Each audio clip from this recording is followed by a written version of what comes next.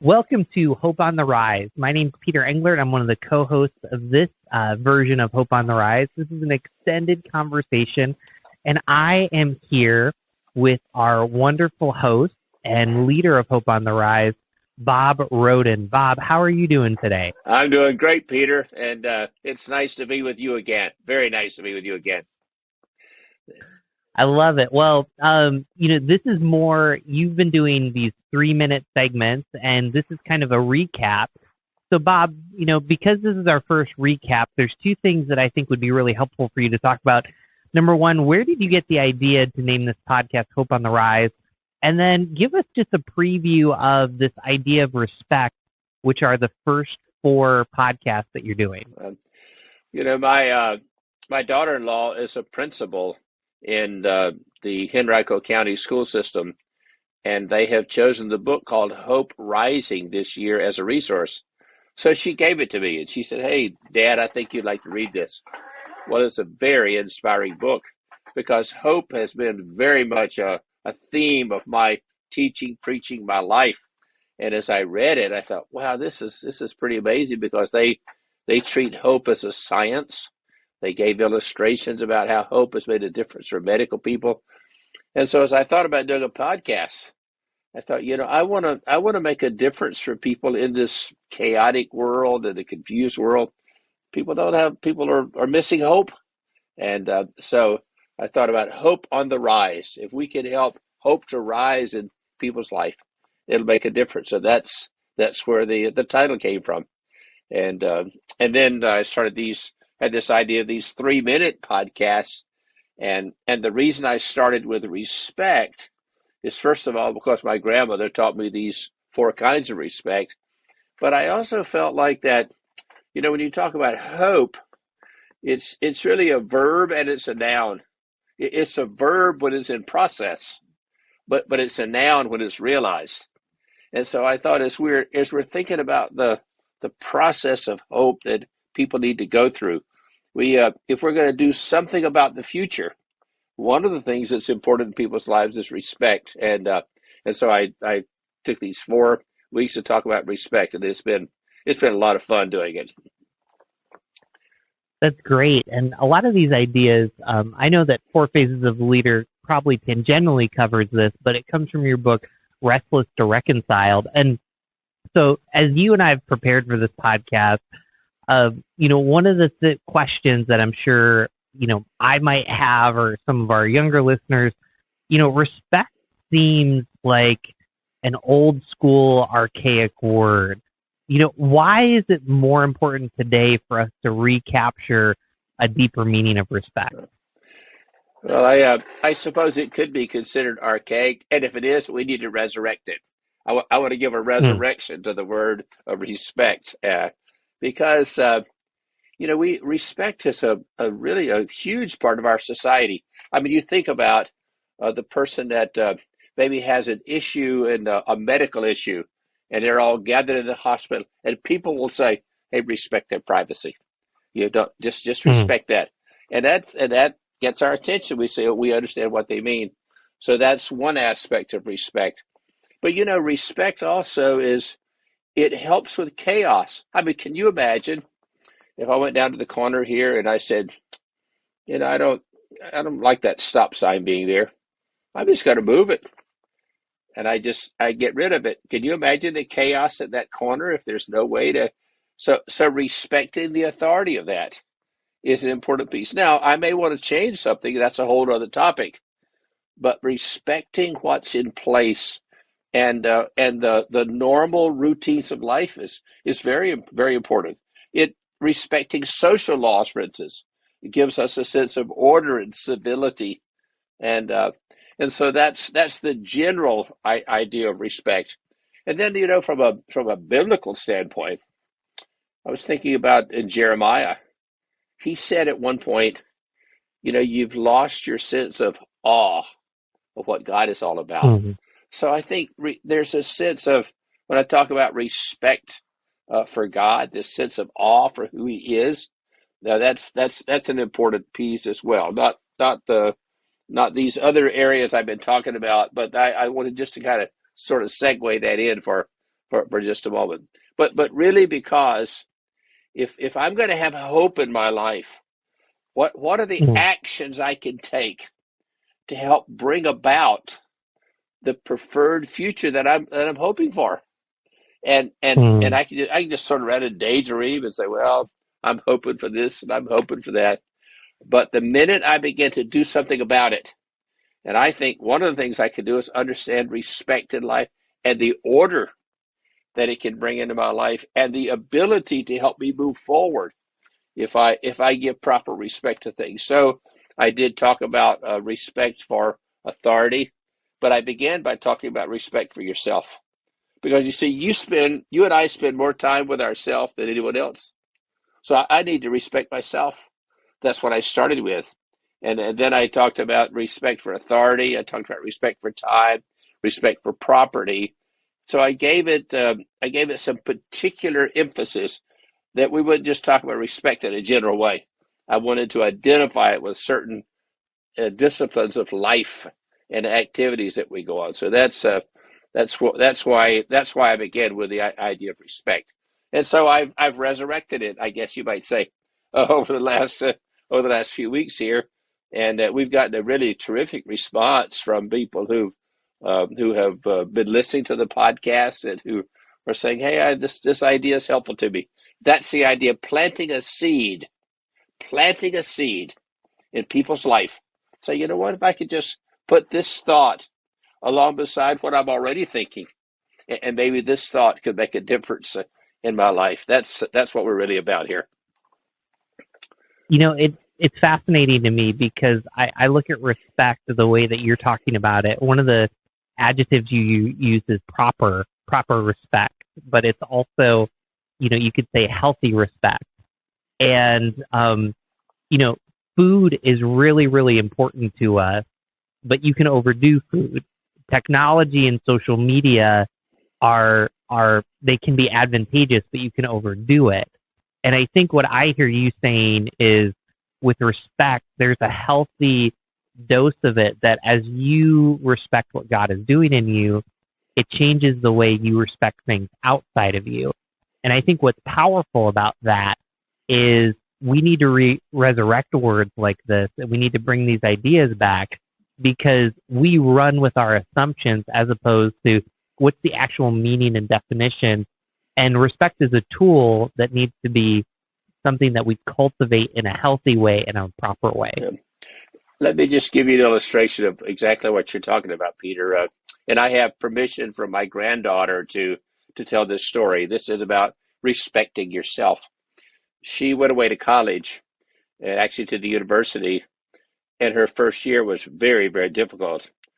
She has a strong faith background, and this was her first time being away from home, and it was a difficult year. She went through a kind of a dark place. She actually dropped out of school, and she had to spend some time working on herself because Mm, she just was confused about some things, wasn't sure about what direction she should go. So over a period of time, from seeing a counselor and help from to prayer, talking to people, having friends and support from family, she went back to school, not to that school. She went to another school, and she just graduated this past December with her degree mm, in business. So I sat down with her one day and I said, "Tell me what made the difference? What gave you hope again? What made you feel like you could do it?" And so she applauded the counselor, her family, all friends who'd been with her, but she calls me Bappa. She said, "Bappa, something happened inside me one day.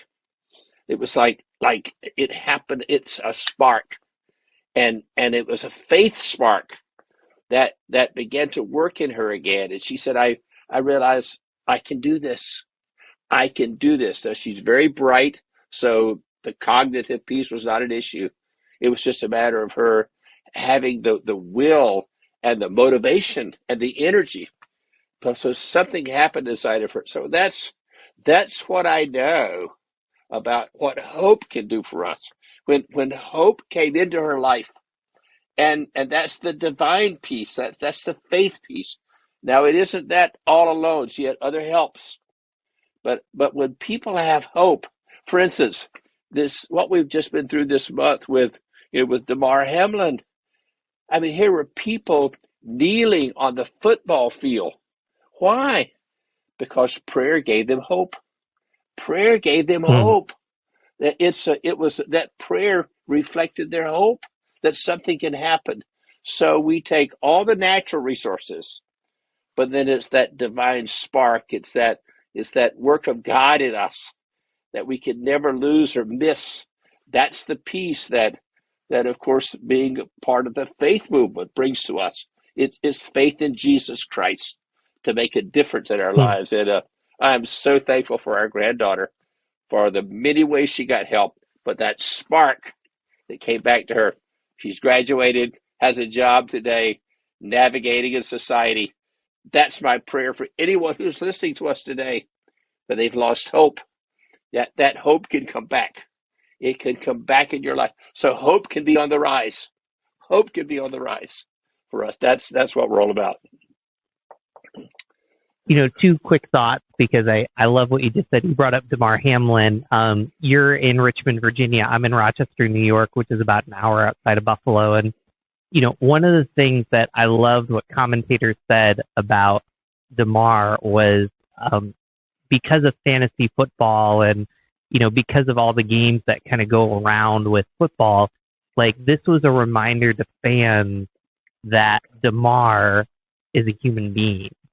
And I would hear that constantly, and it recaps all of the respect that you're talking about, the respect for property, the respect for authority, the respect for time. Like, think about the respect for time.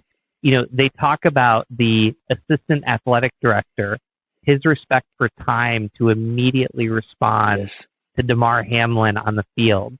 I just think that that's so powerful, and respect is not devoid of hope. We actually respected the process and adding a few more respects because we do have hope, and we do have hope that God can change things. And ultimately, as we're recording this podcast right now, Damar is returning to Buffalo, and so I think about the power of even that story, that you can see threads of respect. But one personal story I just want to tell you: my dad has the spiritual gift of washing cars, and I don't always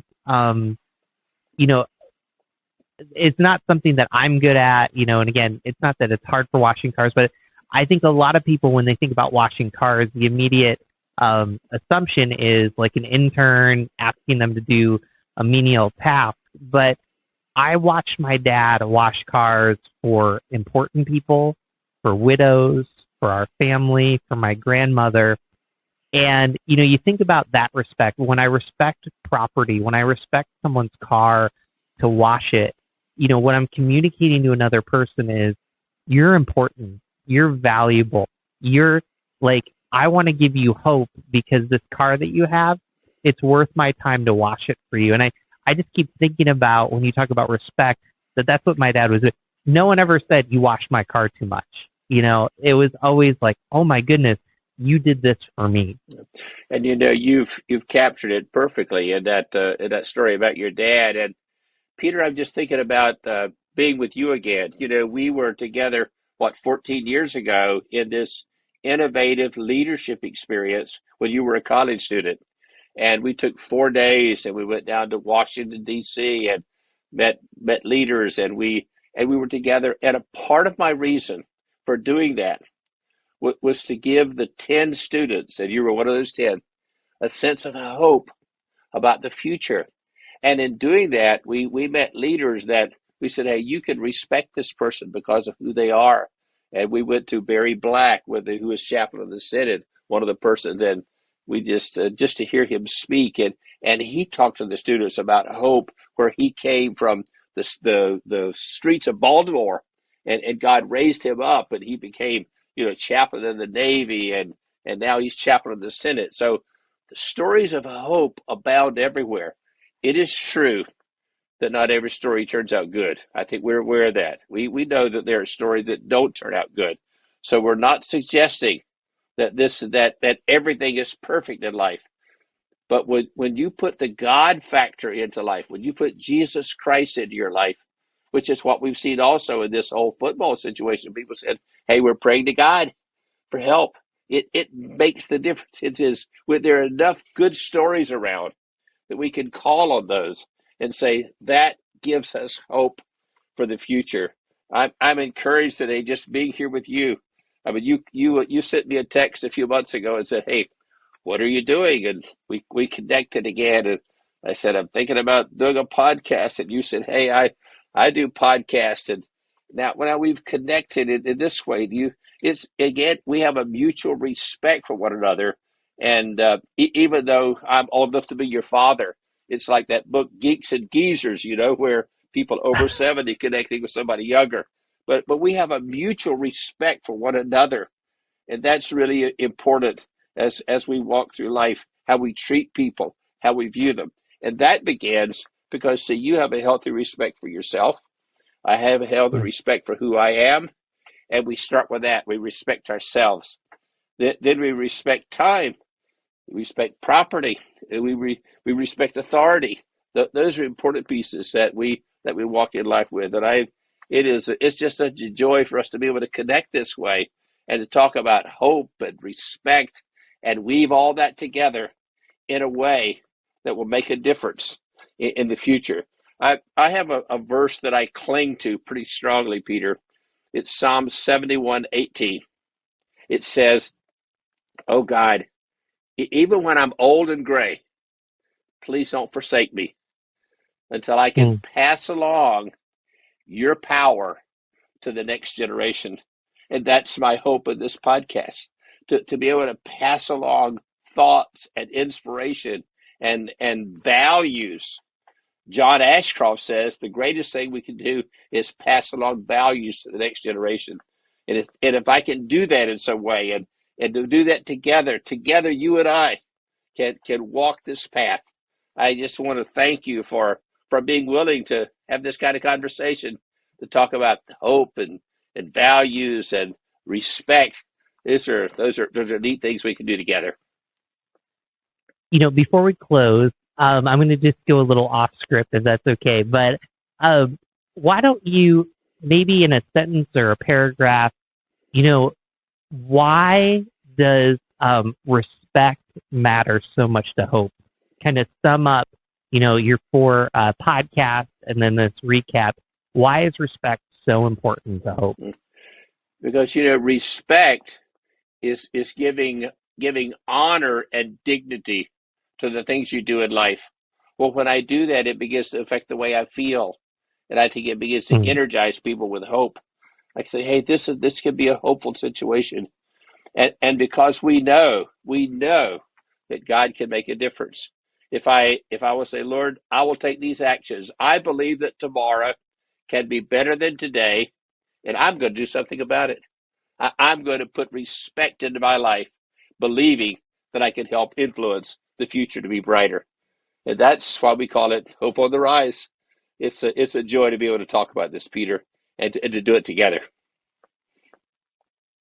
Well, folks, thank you so much for joining us. And Bob, remind everybody of your website. Yeah, it's bobroden.com, and people can go there. This is all new for me. I'm learning about things like GoDaddy and Flywheel and all these things that happen in the technical world. But they can go to the website, www.bobroden.com, and find more information. My books are there. They're not only in print but audio, and would welcome them to visit the website anytime. As we close the show, there's 2 things. Go to bobroden.com. That's BOBRHODEN.com. Make sure you click the subscribe button so you can subscribe to the email that comes out every week. And then I would challenge all of you to share this podcast with a friend and a family member. We are so glad that you joined us on Hope on the Rise.